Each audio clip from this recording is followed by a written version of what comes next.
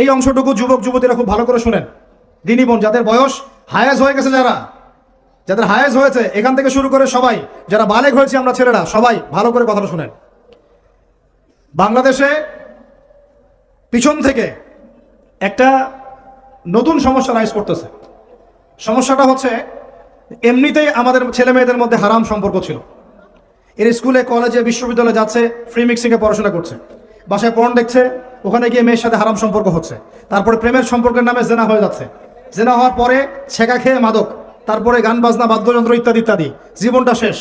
এদিকে ওই ব্যভিচারী মেয়েরা কারো কারো ঘরে যাচ্ছে, দাঁড়ান আমাকে বলতে দেন, ব্যভিচারী মেয়েরা কারো কারো ঘরে যাচ্ছে, ওদেরকে নিয়ে আপনারা আবার সংসার করতেছি। এই হচ্ছে না সিচুয়েশন? একজনের 5টা গার্লফ্রেন্ড, একজনের 4টা গার্লফ্রেন্ড, আরেকজনের 3টা বয়ফ্রেন্ড, 4টা বয়ফ্রেন্ড, এই ধাপগুলো পার হয়ে হয়ে এরা সংসারের জীবনে আসতেছে যখন বয়স হয়ে যাচ্ছে 25-30। সমস্যা কিন্তু এটা ম্যাক্সিমাম সবার ক্ষেত্রে হচ্ছে বলবো না, অনেক একটা বড় অংশ এই সমস্যা ফেস করতেছে। এর মধ্যে এই ফ্রি মিক্সিং এর মধ্যে শুরু হয়েছে নতুন একটা জিনিস, যে ভালোবাসার আবার লিঙ্গ কি, ভালোবাসার আবার এখানেই শুরু হয়েছে ছেলে ছেলে জেনা করা এবং মেয়ে মেয়ে জেনা করা। ছেলে ছেলে জেনা করা আর কি বললাম বলেন, মেয়ে মেয়ে জেনা করা, নাউজুবিল্লাহ। এটা কমে লুত, এর শাস্তি আসবে যদি আমরা তওবা করে ফিরে না আসি। এর উপরে এখন শুরু হয়েছে ভালোবাসার আবার ধর্ম কি, ভালোবাসার আবার, আমার সাথে বলেন কি বললাম, ভালোবাসার আবার, এদিকে মনোযোগ দেন, ভালোবাসার আবার কি, ভালোবাসার আবার কি, এই কথাটা এই স্লোগানটা দিয়ে কি করা হচ্ছে আপনারা শুনেন।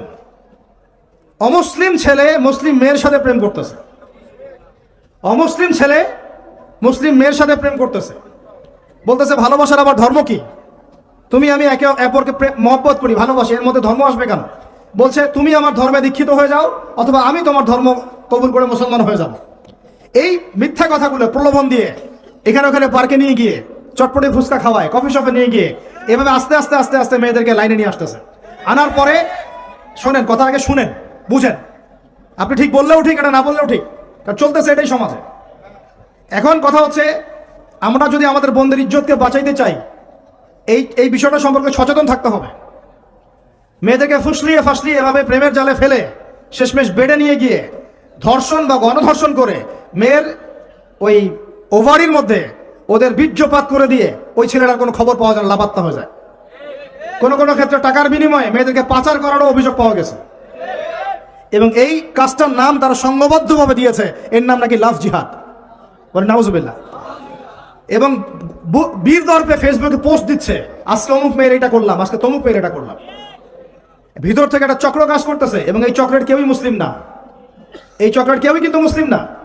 বাইরে আবার পরিচয় দিতে পারে যে আমি মুসলিম, আমার নাম অমুক, নাম পরিবর্তন করে মুসলিম মেয়েদেরকে ফুসলিয়ে ফাসলিয়ে এই জেনার ফাঁদে ফেলে ওর পিছনে কিছু টাকা খরচ করে, কিছু সময় দিয়ে ওকে প্রয়োজনে ঘুমের ওষুধ খাওয়ায়, প্রয়োজনে আবার জাদুটোনা করে, বান মারে, ওকে ওকে তাবিজ কবজ করে বিছনায় নিয়ে এসে ধর্ষণ বা গণধর্ষণ করে, ওই ভিডিওগুলো দিয়ে পরে ওকে ব্ল্যাকমেইল করে, পরে ওর কাছ থেকে টাকা খাওয়া শুরু করে, কোনো কোনো ক্ষেত্রে মেয়েদেরকে পাচারও করে দিচ্ছে।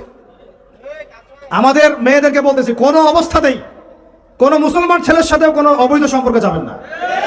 আর অমুসলিম হলে তো কোনো কথাই নাই। অমুসলিমের সাথে আপনার কিসের প্রেমের সম্পর্ক? একটা চট দিয়ে দাঁত ফেলা দেওয়া দরকার মেয়েরা। অমুসলিম ছেলের সাথে তোমার কিসের প্রেমের সম্পর্ক? পরে যখন এই ছেলেগুলো তোমাকে নিয়ে রেপ করে রাখবে, তখন তোমার আক্কেল হবে? তখন তোমাদের হুঁশ ফিরবে? তখন এসে আমাদের কাছে মেসেজ করতেছে, আমার এই সমস্যা হয়েছে, আমাকে এখন আমি কি করবো বলেন?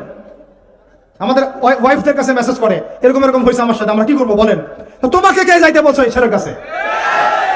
তুমি তোমার ইজ্জত ওখানে, তুমি তোমার পায়জামা কিভাবে খুললা সেখানে? আর কিভাবে বলবো বলেন? তুমি একজন মুসলিম ঘরের মেয়ে, তোমার ইজ্জতের দাম নাই, তোমার সম্মানের দাম নাই, তোমার ইজ্জত আবরুর দাম নাই। তুমি কেমন করে নগ্ন হয়ে বাইরে ঘুরতে পারো?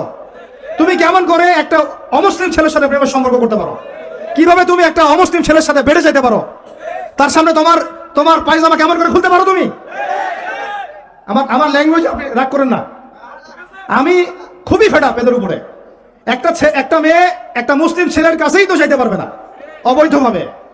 যাইতে হইলে তোমার শর্ত 3টা, বিয়ে করতে হবে, বালেগ হইতে হবে, সাক্ষী থাকতে হবে, মোহর দিতে হবে, তারপর যাইতে পারবো তুমি। মুসলিম তো মুসলিম করতে করতে এখন অমুসলিমদের সাথে প্রেম করা শুরু করছো। আর যখন অমুসলিমদের দ্বারা তোমরা ধর্ষিত হচ্ছ, তোমাদেরকে পাচার করতেছে, তখন বলে এসে আমাদের কাছে চিঠি লেখো যে আমরা এখন কি করব। এদের কি ভাই ইয়া নাই? বাসায় কি বাবা নাই? বাসায় ভাই নাই? এই চক্র থেকে সাবধান থাকেন। আর আমাদের সমাজে যারা দায়িত্বশীল, রাষ্ট্রের যারা দায়িত্বশীল, যারা উপরের লেভেলে আছেন, এই বিষয়গুলোর উপর কঠিন দৃষ্টি দেওয়ার জন্য আমি রিকোয়েস্ট করব।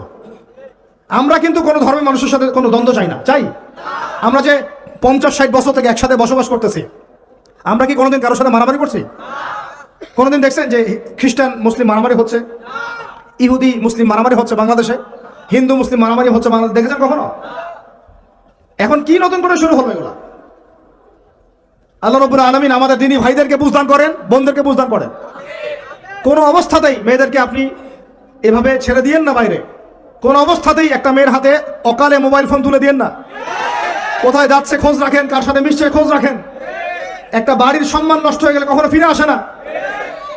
একটা মেয়েকে অপহরণ করেছিল রাজা দাহির, মুসলিম মেয়েকে। সেই ইজ্জতের বদলা নেওয়ার জন্য 17 জন ঘোড়সাওয়ার নিয়ে, কতজন? মাত্র 17 জন ঘোড়সাওয়ার নিয়ে মোহাম্মদ বিন কাসিম এই সিন্ধুর রাজা দাহিরকে আক্রমণ করে ওই জায়গায় পরাজিত করেছিল। একটা মেয়েকে নিয়ে ঘটনা ঘটেছিল। আমাদের বোনের ইজ্জতের এত বড় দাম। একজন নারী, শোনেন, একজন নারী বনু কাইনুকার বাজারে গিয়েছিলেন তার প্রয়োজনে।